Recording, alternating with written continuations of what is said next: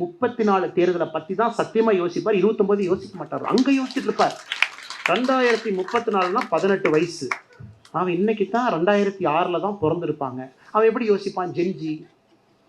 இன்னைக்கு நம்ம சொல்றோம் நேபாள், கடைசி ஒரு 2 நிமிஷம் முடிச்சிடுறேங்க. நேபாள் போராட்டம், ஆர்ப்பாட்டம். இன்னைக்கு ரிசர்ச் பண்ணிருக்கேன் நியூயார்க் டைம்ஸ். ஏன் போராட்டத்திற்கு 1 வருஷத்துக்கு முன்னாடி என்ஜிஓக்கு வந்த பணம் 130% சராசரியா உயர்ந்திருக்கு. ஒரு 4 என்ஜிஓ டார்கெட் பண்றாங்க.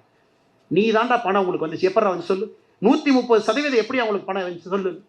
பங்களாதேஷ் போராட்டத்திற்கு முன்பு என்ஜிஓக்கு பணம். நம்மாலு 2018 என்ஜிஓ கதையை முடிச்சுட்டு அடுத்து போயிட்டார். அவரை எப்ப திங்கிங் பாருங்க, ஐயோ நீ என்ஜிஓ மூலமா தான் நீ வருவ. எத்தனை காலம் இந்த டகால்ட்டிய டெவலப்பிங் நேஷன், குளோபல் சவுத் நேஷன்ல என்ஜிஓ வச்சா நீங்க டகால்ட்டி பண்ணிட்டு இருக்கீங்க. நாங்கள் 2018 ஃபெரால கிளியர் பண்ணிட்டு போயிடுச்சு. இப்ப இனி ₹1 கொண்டு வந்தாலும் ஸ்டேட் பேங்க் ஆஃப் இந்தியாவில் அக்கௌண்ட் ஆரம்பிக்கணும். அது கனாட் பிளேஸ்ல தான் ஆரம்பிக்கணும். அதனால எதிர்கட்சி நண்பர்கள் யாராவது நேபாள், பங்களாதேஷ்ல இந்தியாவில் நடக்கும்னு நினைச்சு பார்த்தீங்கன்னா, எல்லாம் 5 வருஷத்துக்கு முன்னாடி யோசிச்சு 10 வருஷத்துல செயல்படுத்தி பிரதமராக அதை செஞ்சுட்டு இருக்காங்க.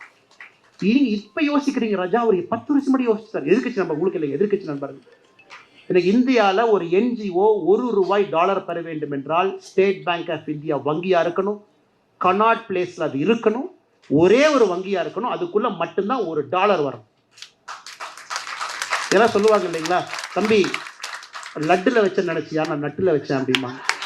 அதனால இந்த அளவுக்கு டீப் திங்கராக இருக்கக்கூடிய மோடியை அசைச்சு பார்த்துட முடியுங்களா? இந்த அளவுக்கு யோசிக்கிறோம். எலெக்ஷன் பத்தி யோசிக்க மாட்டாருங்களா? அதனால்